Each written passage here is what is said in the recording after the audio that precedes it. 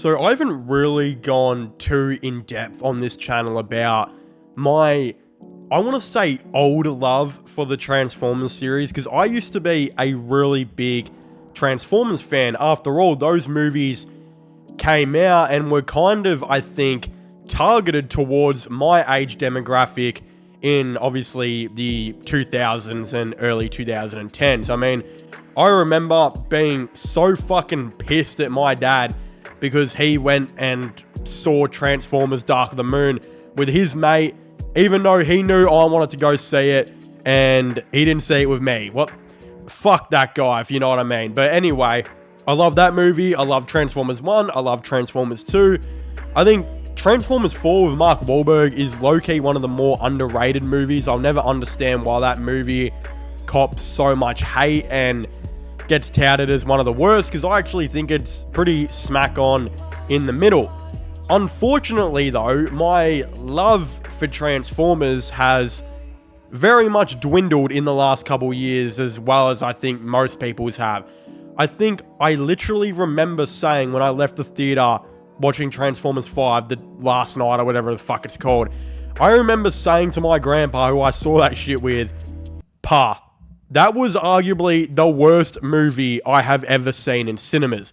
Is it still the worst movie I've probably seen in cinemas? It would definitely be up there. I hated that movie so much when I watched it. I have never watched it again. I never want to watch it again. Again, we obviously got Transformers Rise of the Beast, which I talked about on this channel as well, which I thought was smack on average. Again, looking back at it now, I still just didn't really like it. You know, I think reviewing my time back, I wasn't that big of a fan of it. But one of the things that had me super intrigued was the ending when it revealed the G.I. Joe collaboration with Transformers. A big crossover between a arguably dead universe and another universe which isn't dead, but God, Michael Bay sure tried to fucking make it dead. Again, I haven't seen G.I. Joe personally in a while, but something about this still had me really curious and kind of interested. And when I didn't really hear anything for a while, I really thought this movie is not happening. It is not, they're not going to make it, right? And then again, we got that Transformers animated movie announced, Transformers 1, which is of course coming out. It seems to be tracking really well, and the reviews look to be very good. The report that says that Transformers 1 has received some of Paramount Animation's highest test screening scores of all time. So I'm going to go see it just because it seems like it could be a good movie.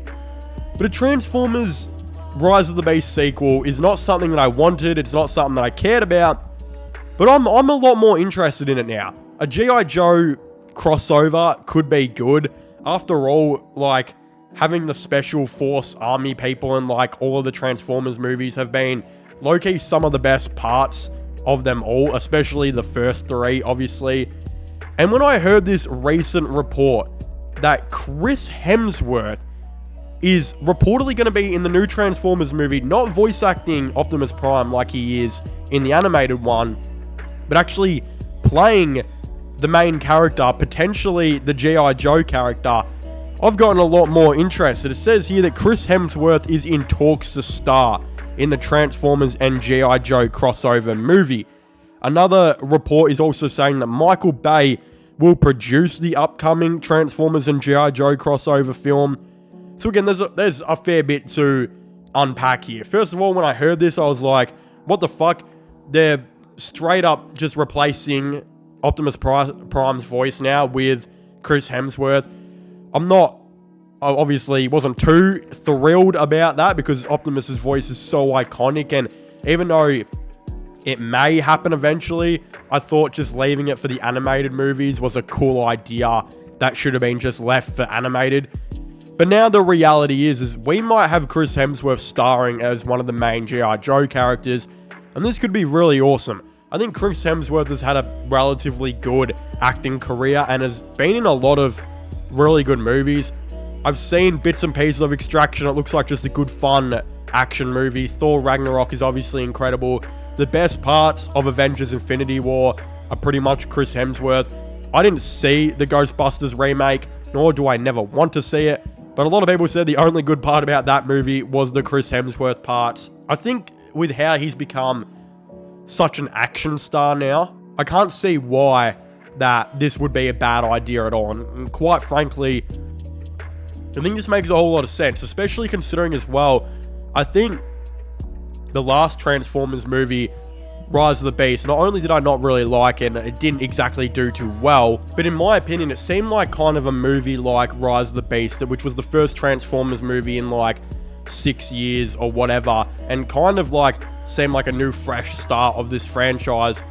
It seemed like it was kind of calling out for a star actor to be in it to kind of carry the weight of every negativity that I think that movie had. And I think that's what they're really trying to do with this G.I. Joe crossover, is they're saying that with the negativities that were in Rise of the Beast, some of them are probably going to follow over to the sequel.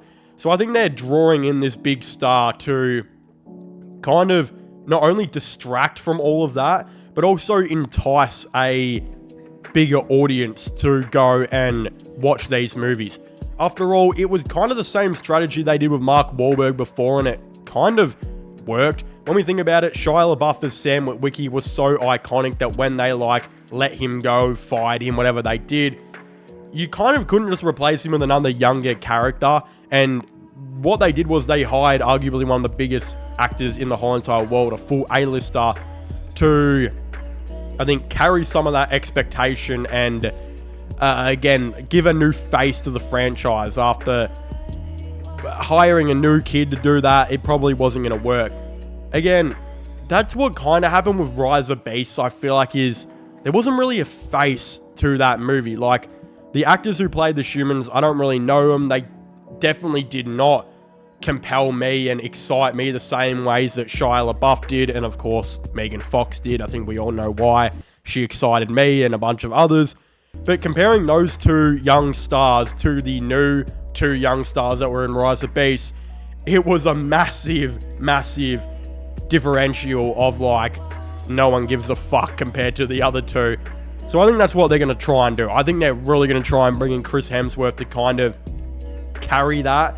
Also, like, be a man who can do all the press and be just the face for this franchise probably going forward, that's going to inspire people to go and see these movies, to get people more excited about potentially going to see a Transformers film. Again, after all, even though the critics, I think, like the most recent Transformers movie a little bit more, the audience reaction is still very mixed online. A lot of people are flat out saying that this is the Transformers that should have always been in film, while the other people are saying that these movies have nothing compared to the first three Michael Bay ones with Shia LaBeouf and Megan Fox.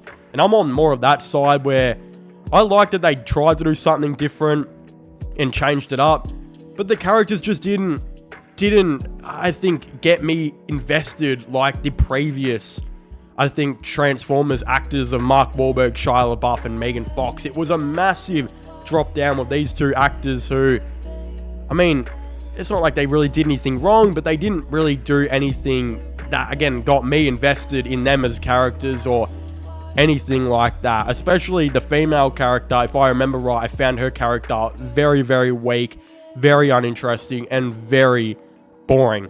The guy who, the male, he was okay, but again, comparing him to Shia LaBeouf and Mark Wahlberg, to me it was a lot different. Again, I think he can definitely step up, and I think they'll very much more focus on him in the next movie after a lot more people liked him than the other protagonist. So I think having him join the G.I. Joe like we saw at the end of the film with probably Chris Hemsworth, it's going to draw a lot of crowds in. I think it could be a much more popular and much more big movie if they do decide to do this right. So it will definitely be a lot of time will tell type of thing. We'll see how Chris Hemsworth goes, how the actors go, and who returns and who doesn't. What's the story going to be like?